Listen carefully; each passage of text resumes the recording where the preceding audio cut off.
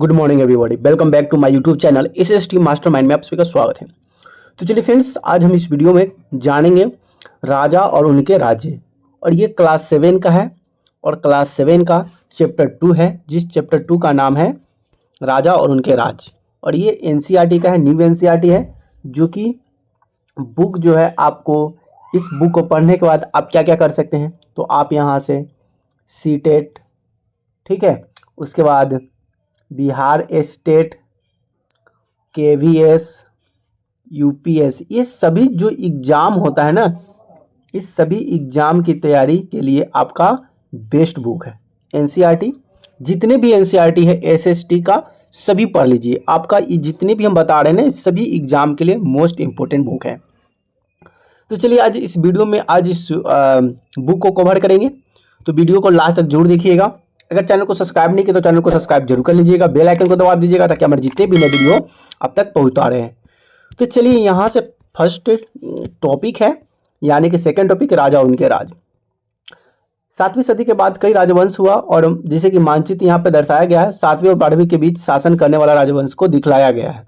जैसे कि यहाँ पे मानचित्र है, पहले जो 7वीं सदी में बनाया गया था, ये कश्मीर की भाग यहाँ देख लीजिएगा, ये कश्मीर की भाग है, ये अरब की भाग है, मंसूर अरब है, चहमान है, इंद्रप्रस्थ है, तंबत है, नेपाल है। तो ये कैसे कैसे सभी जो है दिशा जो था और कैसे कैसे कट छट कर एक भारत का निर्माण होता है यहाँ से, ठीक है, इस तरह से भारत का निर्माण होता है। तो इसको आपको पूरा बढ़िया से इसको देख लेना है। देखने के बाद तब आपको पता चल जाएगा कि भारत का नक्शा क्या था।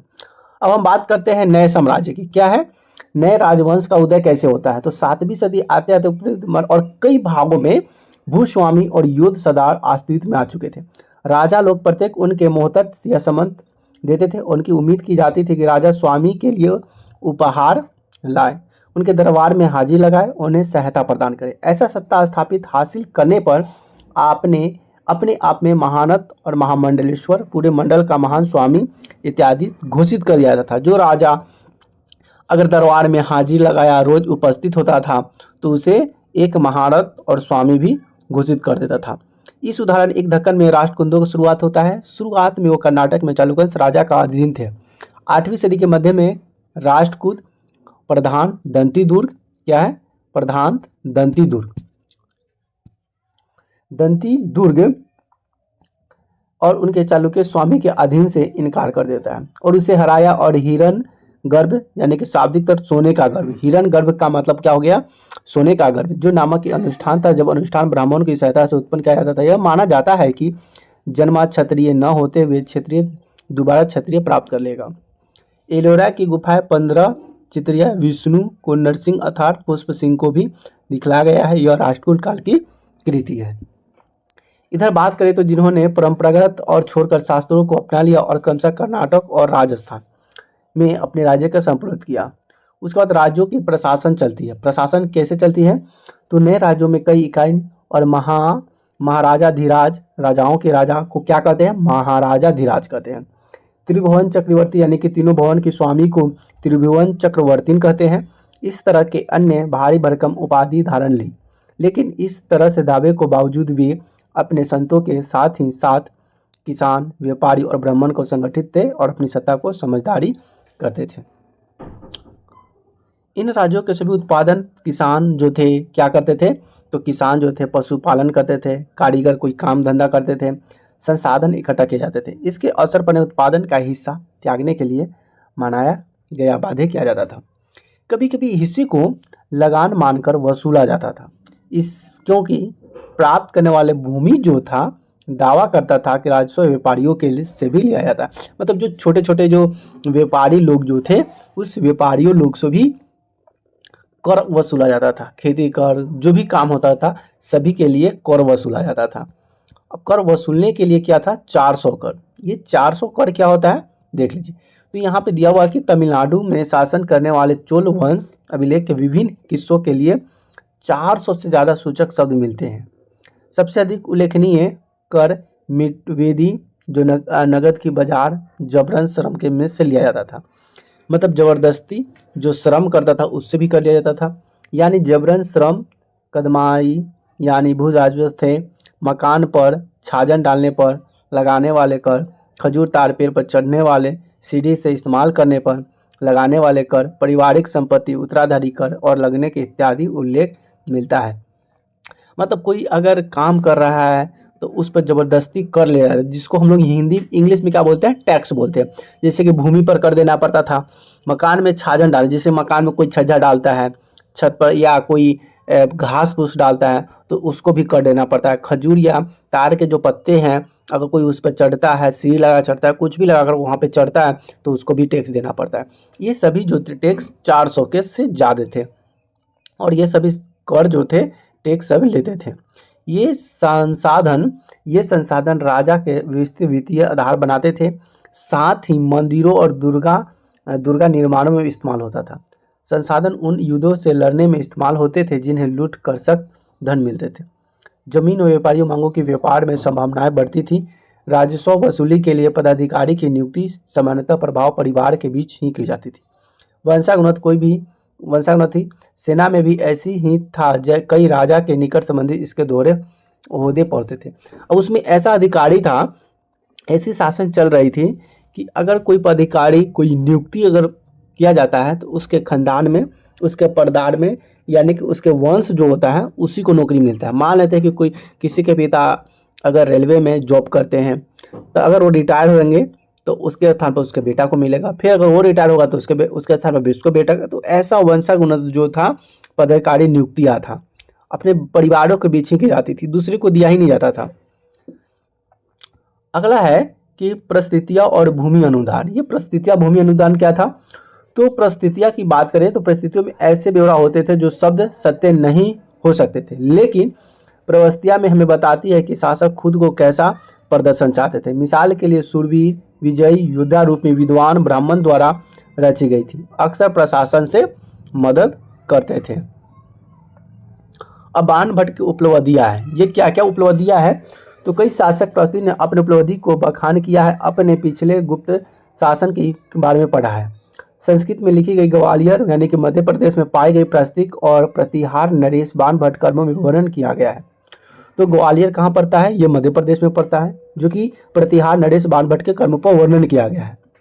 अंत सदस्य सिंध, वैभव महाराष्ट्र और हिंसा कलांगिंग और उड़ीसा का एक हिस्सा राजा के आते ही धराधारी हो गए, और जब ये राजकुमार थे उन्हें कौजौर के साथ चक्र युद्ध को विजित किया था। उन्होंने कन्नौज के जो राजा था, शासक था, उसको चक्रव्यूह को विजय किया था, और उन्होंने बंगाल का हिस्सा, अंत गुजरात का हिस्सा, मालवा मध्य प्रदेश का हिस्सा, किरान वनवसती, तुर्क मत्स्य दोनों भारत के राजाओं को पराजित किया। राजा लोग क्या है? राजा लोग ब्राह्मण की भूमि अनुदान में पुरस्कृत करते थे। मतलब जो बड़े बड़े जो राजा महाराजा लोग थे वो ब्राह्मण को जो भूमि था वह दान में दिया करते थे। ये ताम्र पत्रों को अभिलेख होते थे जो भूमि पाने वाले को दिया जाता, जैसे कि यहाँ पे ये दिया गया है। तो जो भूमि पाता था तो उसका लेखा जोखा इसमें रहता था, उसको दिया जाता था। जैसे कि चित्र क्या है इसमें दिया गया है कि यह थोड़ा संस्कृत और थोड़ा तमिल में लिखा, मतलब इसमें जो है ना संस्कृत में भी लिखा हुआ है और तमिल में भी लिखा हुआ है। ताम्रपत्रों की एक संग्रह है जिसमें 9वीं सदी के शासक ने द्वारा दिए गए भूमि अनुदान का उल्लेख है। जैसे कि दान में दिया गया भूमि का उल्लेख इसमें किया गया है। जिन कड़ियों से यह पत्र जुड़े हैं उन राजसी मुहर लगी है जो यह बतलाने के लिए प्रमाणित है कि यह दस्तावेज है। चलिए अगला है कि भूमि के साथ साथ क्या दिया जाता था, मतलब भूमि के साथ साथ लोग क्या क्या दान में देते थे। तो चोल के द्वारा दिए गए भूमि अनुदान के तमिल भाषा का एक अंश है। हमने मिट्टी में मेरे बनाकर साथ के कांटेदार झाड़ियाँ लगाकर भूमि की सीमाओं चिन्हित किया है। भूमि की ये चीज़ें फलदार वृक्ष, पानी, भूमि, बगीचे, उद्योग, पेड़, कुएं, खाली जगह, चारागाह, एक गांव, बौबी चबूतरे, नहरें, खाइयाँ, नदी, दलदली जमीन, हौज, अन्नागार, मछलियाँ के तालाब, मधुमक्खियाँ के छत्ते आदि, ये सभी झील जो है भूमि के हम लोग बहुत हिस्से देखे हैं। जिससे भूमि मिलती वह उसे कर वसूली कर सकता है। मतलब जितने चीज़ देखे हैं, पेड़ हो गया, कुआं हो गया, चारागाह हो गया, चबूतरा हो गया, नदी हो गया, झील हो गया, इस सभी पर भूमि मिलती थी जिस पे कर वसूल सकता है, मतलब टैक्स ले सकता है।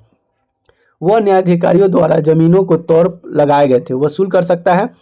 पान के पत्ते पर लगाने वाला कर बुने हुए कपड़े पर लगाने वाले कर के साथ साथ वाहनों पर लगाने वाले वसूल सकता है। वह पट्टी वह पक्की ईंटों, क्या है, पक्की ईंटों से बनी ऊपर वाले बड़े मकान बनवा सकता है, बड़े और छोटे कुएं खुदवा सकता है, पेड़ और कटेदार झाड़ियां लगवा सकता है, जरूरी हो तो सिंचाई के लिए नहर बनवा सकता है, और सुनिश्चित करना चाहिए कि पानी बर्बाद न हो, तटबंदियों का निर्माण करें, जैसे कि पानी का यूज करने के लिए हमें एक नहर, पोखरा, तालाब का प्रयोग करना चाहिए जिसमें पानी संग्रह हो और समय आने पर हम उसे कृषि उत्पादन में प्रयोग कर सकें। लेख में सिंचाई के जितने संभव स्रोत हैं उल्लेख हैं और उनकी सूची आप बनाई गई विचार विमर्श कीजिए और इसे इस्तेमाल कीजिए। आपको बताना है इसका प्रयोग कहाँ पे कैसे कर सकते हैं। 12वीं शताब्दी में क्या है कि 12वीं शताब्दी में एक संस्कृत काव्य की रचना किए गए। याद रखना है कि 12वीं शताब्दी में किसकी रचना किए गए, तो 12वीं शताब्दी में एक वीरता संस्कृत काव्य की रचना की गई जिसमें कश्मीर पर शासन करने वाले राजाओं का इतिहास दर्ज है। मतलब एक बहुत संस्कृत रचना शुरू किया गया है जिसमें कश्मीर पे जो शासन किया जो राजा, उसका इतिहास उसमें दर्ज किया गया है। इससे कल्याण नामक एक रचनाकार द्वारा रचा गया है। कल्हण ने अपने वृत्तांत लिखने के लिए लिखा से शिलालेख, दस्तावेज और प्रत्यक्षकरणों से पहले इतिहास का समेत अनेक तरह के स्रोत इस्तेमाल किया गया। प्रस्तुतियों को लेखक के विभिन्न व अक्सर शासक और नीतियों के बारे में आलोचना रुख दिखलाता है, इसलिए 12वीं सदी के लिए यह आधारशित ग्रंथ है। अब आता है धन के लिए युद्ध। क्या होता है, धन के लिए युद्ध होता है। कैसा युद्ध होता है धन के लिए, देखिएगा। धन यानी कि धन, दौलत, पैसा, इसके लिए युद्ध होता है। आपने गौर किया होगा कि इनमें प्रत्येक शासक राजवंश का आधार कोई क्षेत्र विशेष था। ये दूसरे क्षेत्र में नियंत्रण करने का प्रयास करते थे, एक विशेष रूप से वांछनीय थे और गंगा नदी के कमजोर नगर में गुज्जर, प्रतिहार और राजपूत के पल्लव वंशज में सदियों तक कमजोर था। क्या था, कमजोर के ऊपर नियंत्रण के लिए आपस में लड़ते रहते थे। भाई पहले के जो शासक थे या अपने ही बिरादरी का हो चाहे दूसरे बिरादरी, मतलब शासन करने के लिए एक दूसरे से लड़ पड़ते थे। जैसे कि अभी भी लड़ा हो जाता है, सब पार्टी सब दूसरे पार्टी से आरोप लगाते हैं, लड़ते हैं, कहते हैं कि हम मुख्यमंत्री बनेंगे तो हम प्रधानमंत्री करेंगे, काम झूठे वादे कर कर। चूंकि इस लंबी चली लड़ाई में 3 पक्ष थे, इसलिए इतिहासकार ने प्राय इनकी चर्चा भी क्षत्रिय संघर्ष के रूप में की है। शासकों ने बड़े मंदिर का निर्माण करवाया भी अपने सत्ता और संसाधन के प्रदर्शन का प्रयास किया, इसलिए जब वे दूसरे की राज्यों पर आक्रमण करते थे तो मंदिरों को भी अपना निशान बनाते थे, जो कभी कभी बहुत अधिक संपन्न भी हुआ करते थे। अब ये गजनी था, मोहम्मद गजनी कहाँ के था, अफगानिस्तान के। मोहम्मद गजनी अफगानिस्तान का ऐसा ही शासक था, उसने धार्मिक पूर्वक प्रेरित और उपमहाद्वीप पर 17 बार यानी कि 1000 से लेकर 1025 ईस्वी तक हमला किया। क्या किया, हमला किया। उसका निशान था संपन्न मंदिर, जिनमें गुजरात का सोमनाथ मंदिर में भी शामिल था। महमूद जो कि धन उठा ले गया, उसका बहुत बड़ा हिस्सा गजनी ने एक वैभवशाली राजधानी का निर्माण में खर्च हुआ।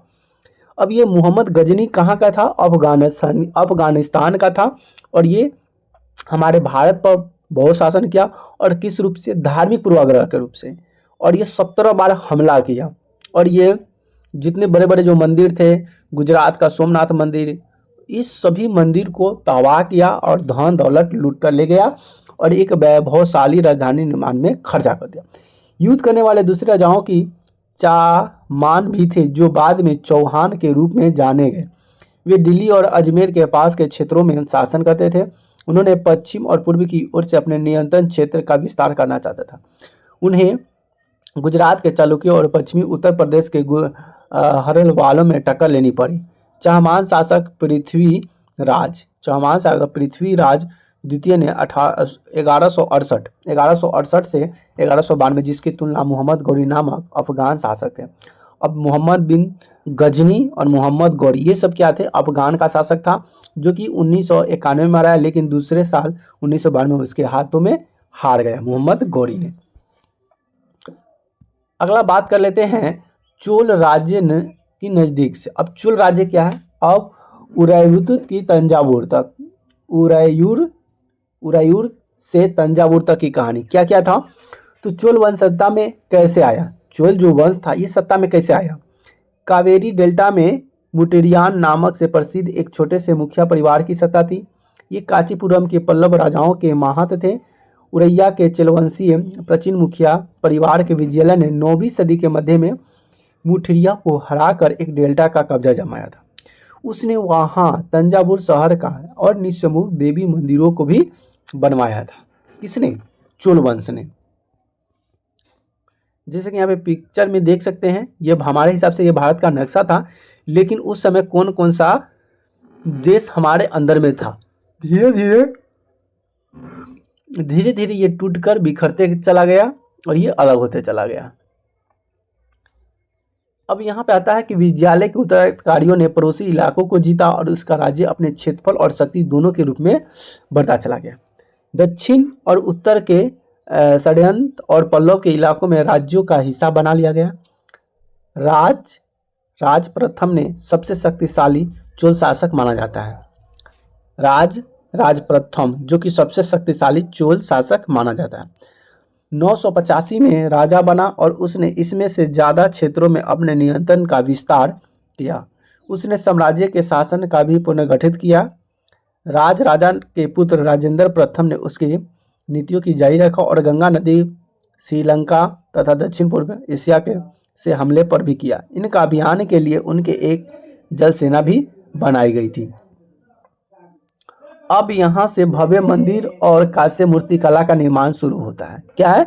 भव्य मंदिर और कांस्य मूर्ति कला का निर्माण कैसे शुरू होता है, देखते रहिएगा। देखिए, राजा और राजेंद्र प्रथम द्वारा बनाए गए तंजावुर और गंगईकोइलपुरम के बड़े मंदिर स्थापित मूर्ति कला दृष्टिकोण में चमत्कार है।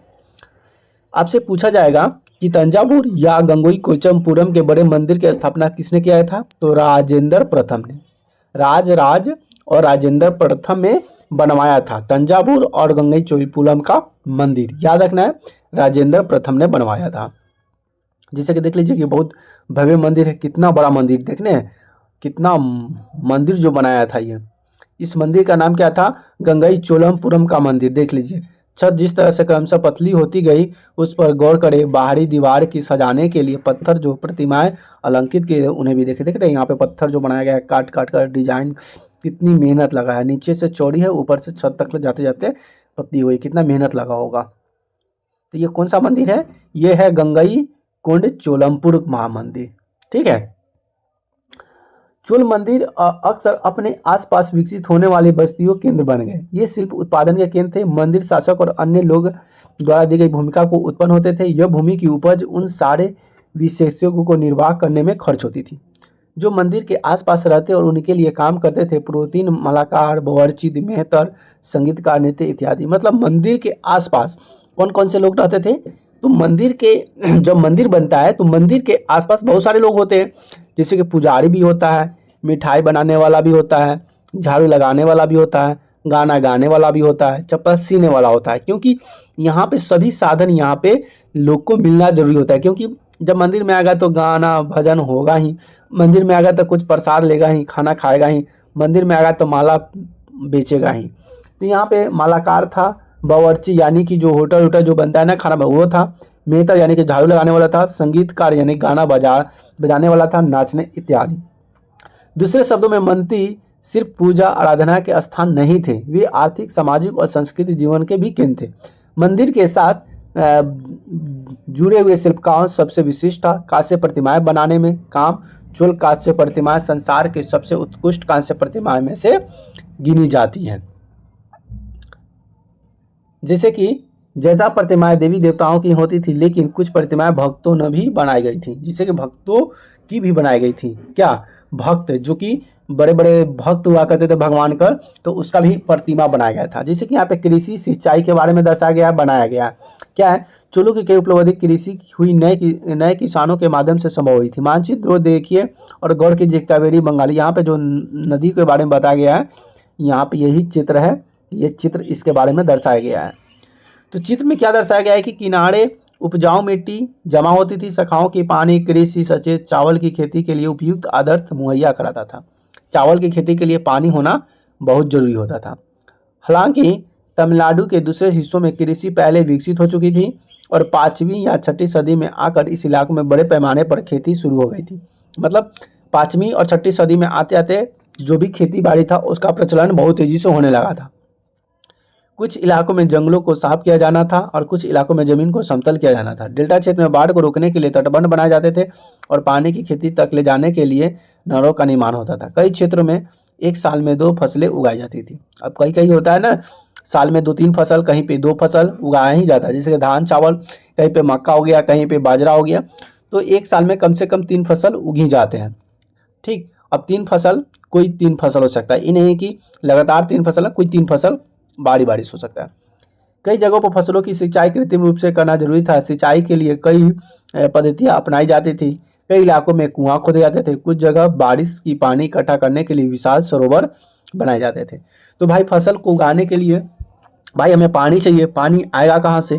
तो पानी लाने के लिए कुएं की खुदाई, मतलब मिट्टी को खोद खोद कर कुएं बनाना। तो कुएं क्या होता है, कुएं से पानी अपने आप निकलता है। तो ये पहला साधन था। दूसरा है कि बारिश जब होती है तो बारिश का जो पानी एकत्रित होता है, तो बारिश को पानी को एक इकट्ठा कर दो सरोवर में, सरोवर यानी कि पोखरा तालाब में इकट्ठा कर दो और समय आने पर उसे प्रयोग कर लो। जैसे कि यहाँ पे 9वीं शताब्दी में दिखाया गया है कि ये जल द्वार हौज है, जो कि नदी के शाखाओं में पानी की प्रवाह के लिए जारी नियंत्रित किया जाता था, जिसे पानी से खेत सींचने जाते थे। जैसे कि यहाँ पे सिंचाई में काम योजना की जरूरत होती थी, जैसे कि श्रम और श्रमिक व्यवस्था करना और इन कामों को देख रेख करना, यह तय करना कि पानी का बंटवारा कैसे किया जाता है। ज्यादातर नए शासकों के साथ ही साथ गांव में रहने वाले लोग ने गतिविधियों में सक्रिय रूप से दिलचस्पी दिखलाई थी। अगला है साम्राज्य की प्रशासन। प्रशासनिक किसी भी संगठित किसान बस्ती जो कि उड़ कहलाती थी। देखिए उड़ किसे कहते हैं, इसको देखिए मोस्ट इंपोर्टेंट है, उड़ किसे कहते हैं। आपसे पूछेगा कि उड़ क्या है, तो उड़ जो है प्रशासनिक किसी प्रकार के संगठित है। किसान की बस्तियों को, सीधे सीधी बात लीजिए, किसान की बस्तियों को क्या कहते हैं? उड़ कहते हैं। क्या कहते हैं? किसान की बस्तियों को उड़ कहते हैं। ठीक है। शिक्षित खेती के समय बहुत सीमित थी और इस गांव के समूह को नाडू कहा जाता था। अब यहाँ पे खेती, शिक्षित खेती के समय विस्तृत हो गई। इस तरह की गांव की जो समूह की खेती थी उसे नाडू कहा जाता था। ग्राम परिषद और नाडू न्याय करने के लिए वसूल और कई प्रशासनिक कार्य करते थे। धनी किसान के केंद्र चोल शासन के देखरेख में नाडू के कामकाज अच्छा खासा नियंत्रण हासिल था। उनमें से कई धनी भूस्वामी चोल राजाओं के सम्मान के रूप में मूवेंदलन यानी कि 3 राजाओं को अपने सेवा प्रदान करने का वेतन मिला। अय्यार प्रधान जैसे उपराधियों दिए गए और इसे केंद्र में महत्वपूर्ण राजकीय सौंप दिया गया। चलिए अगला टॉपिक है भूमि के प्रकार। ये तो मोस्ट इंपोर्टेंट है, इसको तो याद ही रखना है। ठीक है, भूमि के प्रकार। चोल अभिलेख में कोटिया उपलेख मिलता है, जिससे कि वेलवगाई गैर ब्राह्मण किसान भूमि, ब्राह्मण देव ब्राह्मण से उपहार में दिया गया भूमि ब्राह्मण देव कहते हैं। किसी विद्यालय रख रखाव के लिए दिया गया भूमि के शिलालेख कहते हैं। और मंदिर के उपहार में दिया गया भूमि को देवदान कहते हैं या तिरुबंधकनी कहते हैं। ठीक है, इसको याद रखिएगा, बहुत मोस्ट इंपोर्टेंट क्वेश्चन है। अगला है कि मंदिरों के उपहार में दिया गया देवदंत कहते हैं और जैन संस्थाओं में दान में दिए गए भूमि को पल्लवी चंदम कहते हैं। तो जैसे कि अगर कोई धनी मनी व्यक्ति है, राजा महाराजा है, और वह मंदिर बनाने के लिए जमीन दान में दे देता है, उसे हम कहते हैं देवदान भूमि। क्या कहते हैं? देवदान भूमि। और अभी के समय में वक्फ बोर्ड जो है ना, कह रहा है कि ये हमारा जमीन है। तो भाई हमारा जमीन कहने से नहीं होता है। जब कोई जमीन देता है तो उसका कागज रसीद बनता है, तो आपको जब देगा, तो आपको जब कोई चीज़ देंगे तो उसका आपका लेखा जोखा देंगे। तो जब आपके पास लेखा जोखा है तभी आप दावा कर सकते हैं कि ये चीज़ मेरा है। जब मेरे पास उसका कागज नहीं है, अधिकार ही नहीं है, तो भाई हम किसी को नहीं कर सकते। और वक्फ बोर्ड में ना यही था। क्या था? वक्फ बोर्ड में भी यही था कि जिसका जमीन पर हाथ रख दिए, ये मेरा जमीन, ये मेरा जमीन, ये मेरा जमीन, ये मेरा जमीन। तो ऐसे नहीं होता है। अगर आप किसी को दावा कर सकते हैं तो आपको प्रूफ देना पड़ेगा। जब आपके पास जब प्रूफ है ही नहीं तो आप दावा भी नहीं कर सकते हैं। ठीक है, हमने देखा कि ब्राह्मण के समय समय पर भूमि का अनुदान ब्राह्मण प्राप्त होता था। परिणाम स्वरूप कावेरी घाटी दक्षिण भारत के दूसरे हिस्सों में ढेर ब्राह्मण बस्तियां अस्तित्व में आई। प्रत्येक ब्राह्मण देव को देख रेख ब्राह्मण भूस्वामी के एक साथ द्वारा की जाती थी। और जितने भी ब्राह्मण थे उस ब्राह्मण को मंदिर की पूजा करता था और उस मंदिर की पूजा के साथ साथ उस खेती का भूमि को देख रेख करने के लिए जिम्मेवारी दी जाती थी। ये सभाएं बहुत कुशलता पूर्वक काम करते थे। उनके निर्णय शिलालेख में प्राय मंदिर की पत्थर के दीवान पर ब्यौरा दर्ज किए जाते थे। नरमन के साथ इतिहास व्यापारियों के संग भी अक्सर शहर में प्रशासनिक कार्य संपादित करते थे। तमिलनाडु में चिलंगटमपुरम जिले के उत्तर मेरू उत्तर अभिलाक में बात का विस्तार वर्णन किया गया है। मंदिर इत्यादि देखने के लिए सभा में विभिन्न समितियां होती थी। इस सदस्य के लिए जो लोग योग्य होते थे उनके नाम तालपत्र छोटे टिकटों पर लिखे जाते थे, मिट्टी के बर्तन में रख दिए जाते थे और किसी छोटे लड़के के हर समिति के लिए बाद में टिकट निकालने के लिए कहा जाता था। फिर उस तरह से यहाँ पे उसके मेरुदंड के बारे में दिया गया है कि उम्र 35 से 20 होनी चाहिए, उन्होंने वेदों का ज्ञान होना चाहिए। किस लिए? तो जो व्यक्ति उनके पास घर का होना चाहिए, राजस्व वसूल करता जाता है, उन्हें प्रासंगिक मालूम में इच्छा अनुसार होनी चाहिए, ईमानदारी होना चाहिए, पिछले 3 सालों में किसी समिति के सदस्य होना चाहिए और समिति सदस्य नहीं बन सकता है। तो ये चीज़ जब उसका अध्यक्ष बनाता है तो ये सब चीज़ जो होता है देखा जाता है और उसे पूछा जाता है कि ये सभी है कि नहीं। ठीक है, अब यहाँ से जब ये कर लीजिएगा, यहाँ से पूरा बुक को पढ़ लीजिएगा। पढ़ने के बाद तब आपका यहाँ से आता है क्वेश्चन आंसर। क्वेश्चन आंसर पूछ रहा है कि कल्पना कीजिए क्या आप इस सभा के चुनाव में मौजूद है, कुछ लोग आपको सुन रहे हैं, उसका वर्णन कीजिए। तो वर्णन कर रहा है कि आप एक सभा का चुनाव में मौजूद है, मतलब हम सभा में मौजूद है, देख रहे हैं, कुछ लोग आप कुछ आप देख रहे हैं, सुन रहे हैं, उनका वर्णन कीजिए। मैं सुन रहा हूँ कि सभा में लोग सब कैसे बात कर रहे हैं, क्या क्या वादे कर रहे हैं, कैसी भाषण दे रहे हैं, इसको मतलब सुन के उसके बारे में अपने विचार में वर्णन करना है। उसके बाद यहाँ पे कुछ मिलान करने वाले हैं, गुज्जर प्रतिहार है, राष्ट्रकूट है, पाल है, चोल है। ये कौन कौन से वंश के यहाँ दर्शाता है, इसके बारे में आपको चर्चा करना है। उसके बाद क्षेत्रीय संघर्ष के 3 पक्षों कौन कौन से उसको बताना है। चोल साम्राज्य में किसी सीमित सदस्यों के लिए आवश्यक शर्त क्या है, चरमानो यंत्र के 2 प्रमुख कौन सी है, और ये राष्ट्रकूट शक्तिशाली क्या है। और इस तरह से आपका जो भी क्वेश्चन आंसर है, ये सभी क्वेश्चन आंसर आपका यहाँ से बुक समाप्त होता है। अगर इसका क्वेश्चन आंसर लेना चाहते हैं तो इसका क्वेश्चन आंसर का आंसर इसका हम डिस्क्रिप्शन में इसका हम लिंक दे देंगे, या इसका अगले चैप्टर में हम क्या कर देंगे, इसका क्वेश्चन आंसर। ऐसे तो क्वेश्चन आंसर करा चुके हैं, इसका क्वेश्चन आंसर जो होगा ना, इसका डिस्क्रिप्शन में इसका हम लिंक दे देंगे, वहाँ से आप उसका वीडियो जाकर देख सकते हैं और इसका सॉल्यूशन जान सकते हैं। ठीक है, तो चलिए फ्रेंड्स, वीडियो को कहीं करते हैं अंत, फिर मिलेंगे नए वीडियो में नए टॉपिक के साथ। तब तक के लिए जय हिंद, वंदे मातरम।